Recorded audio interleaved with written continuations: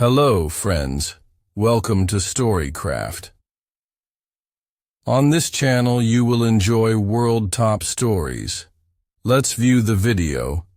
The Forgotten King Who Ruled Through Fear.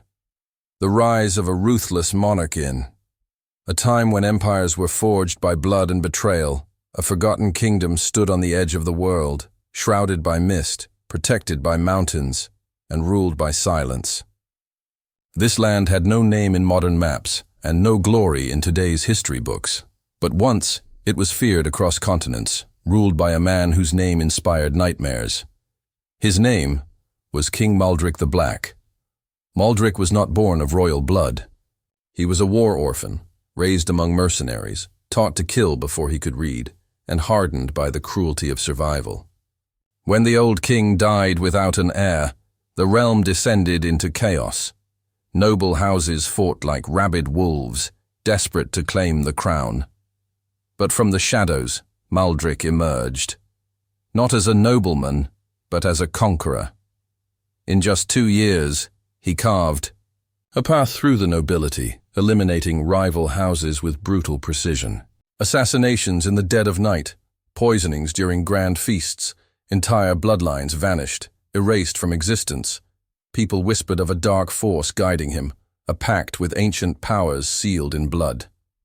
Whether myth or truth, none dared to speak his name aloud once he took the throne.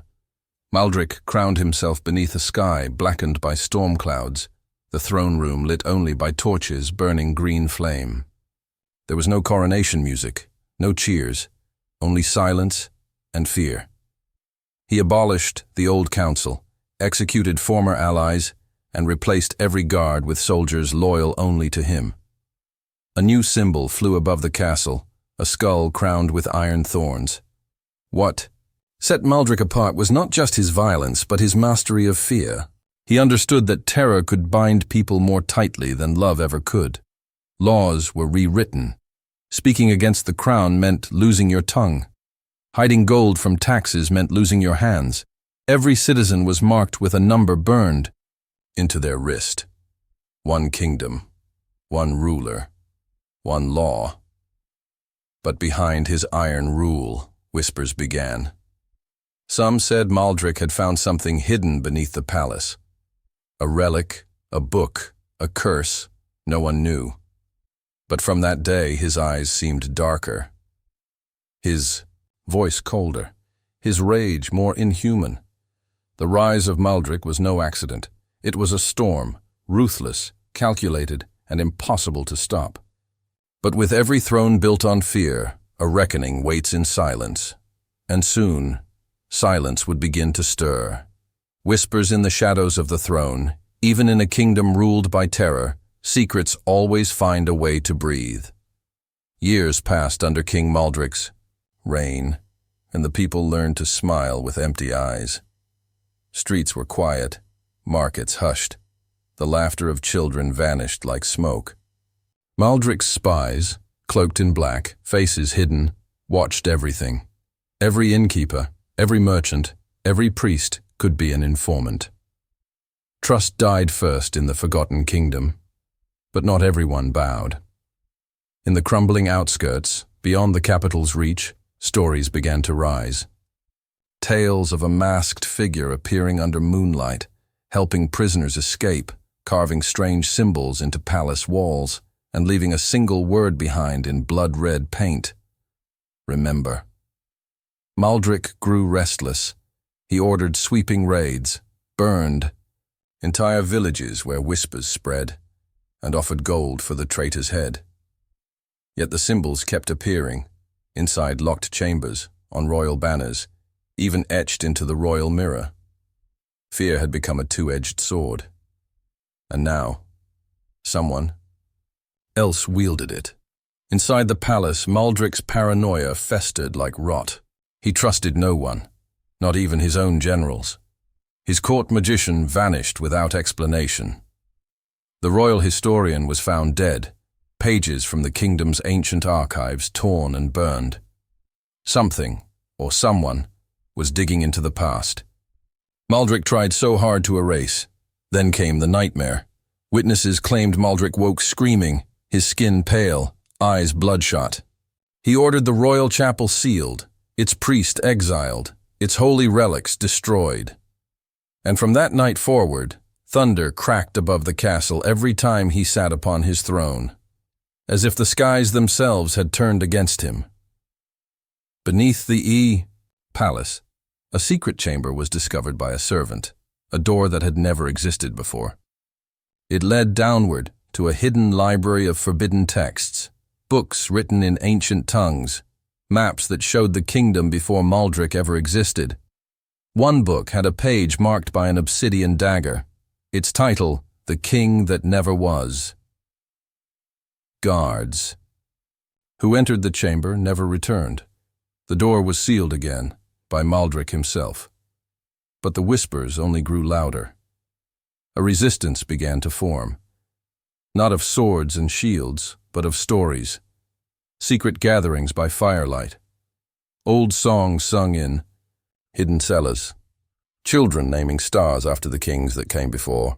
The people had remembered what Maldrick tried to make them forget, and from the edge of the known world, someone was coming, a figure with eyes like lightning, a stranger who carried no army, only truth.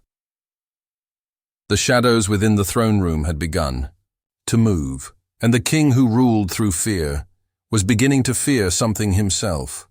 The iron fist and the broken crown. The kingdom was bleeding from within. King Maldrick's rule tightened like a noose. Food grew scarce, taxes were unbearable. Entire towns disappeared from the maps. His paranoia had evolved into madness. He began purging his own court. The Grand Chancellor was beheaded in front of his own children for hesitating during a council vote. The Queen, once the jewel of the empire, was locked in a tower, accused of treason for speaking of peace. Her cries were said to echo across the palace like the wails of a dying ghost.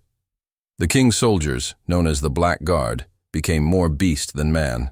Clad in jagged armor, they carried out midnight executions with no trial, no warning, and no mercy. In the capital, gallows never stood empty. Heads on spikes lined the castle walls, facing the people like a silent warning. Yet Maldrick himself was unraveling. His once fearsome presence was now pale and gaunt. He spoke to shadows in the corners of rooms, held long conversations with mirrors, and muttered to statues as if they answered back. Servants claimed he hadn't slept for weeks. His royal physician vanished after diagnosing him with cursed blood. In his madness, Maldrick ordered his own reflection shattered, every mirror in the kingdom destroyed, every well covered so no man could see his own face. And then, the crown broke. Not metaphorically, but literally. During a public address to reaffirm his power, Maldrick raised the iron crown above his head, and it cracked in half. A sudden gust of wind extinguished every torch in the square. The crowd gasped. The king stared at the broken crown in silence. That moment spread through the kingdom faster than any decree. To the people, it was a sign. The king was no longer chosen. The symbol of terror had fractured, and with it, so had his invincibility. Rebels, prophecies, and a kingdom on edge. From the ashes of suffering, rebellion found its flame. Scattered groups of scholars, exiles, and warriors began to unite under a single banner, the Red Star Rebellion. Led by a mysterious hooded figure known only as Auron, their goal was not just to destroy Maldrick's reign, but to reveal his darkest secret. Auron wasn't interested in thrones or glory. He carried ancient scrolls, maps that predated the kingdom, and a sword carved with runes no living tongue could speak. Rumors spread that he had once lived inside the palace, that he was someone the king tried to erase. The rebellion moved like smoke, attacking supply lines, freeing prisoners, and broadcasting forbidden truths through leaflets dropped from rooftops. They showed the people what had been hidden, that the kingdom had once been a peaceful land of knowledge, ruled by a council of wisdom keepers before Maldrick's rise. That Maldrick hadn't seized power. He had been summoned. Ancient prophecy spoke of a shadow king, born not from womb, but from vengeance. A child of war, carried by flame, destined to destroy the balance of the world. The prophecy also mentioned a bearer of light, someone who would unbind time, reveal the truth, and shatter the shadow's grip. Many believed Oren was the one foretold. Others believed he was another false hope. But hope was dangerous and contagious. As Oren's movement spread, even members of the Black Guard began to defect. Secret messages were passed between guards and rebels. Some towns outright refused the king's taxes. And in the far north, the bannerless clans, exiled by Maldric years ago, began to march once more, bearing their ancient war drums. Inside the palace, Maldric began constructing a massive gate, an obsidian structure never seen before, etched with otherworldly symbols. No one knew what it was for. But the king stared at it for hours, whispering names that made even his most loyal advisors tremble. Something was coming, and not even the king could control it. The fall of fear and the forgotten legacy. The final day came wrapped in silence. No horns, no warnings. No grand battle. The gates of the palace were found wide open at dawn. Not a single guard stood watch. Inside, every torch burned blue. Blood marked the walls, not of battle, but of ritual. And at the center of the throne room sat the Iron Crown, untouched, abandoned, rusted. Maldric was gone. Some say he fled into the mountains. Others say he opened the obsidian gate and stepped into something beyond time. But the truth? It lies buried beneath the stone floor of that throne room, a place no man has entered since. Oren vanished too, leaving only one phrase carved into the old crown. Let no king rule through fear again. The kingdom never crowned another ruler. It became a land of stories where power bowed to memory and fear was replaced by truth. Thanks for watching. Subscribe our channel Storycraft for more interesting videos.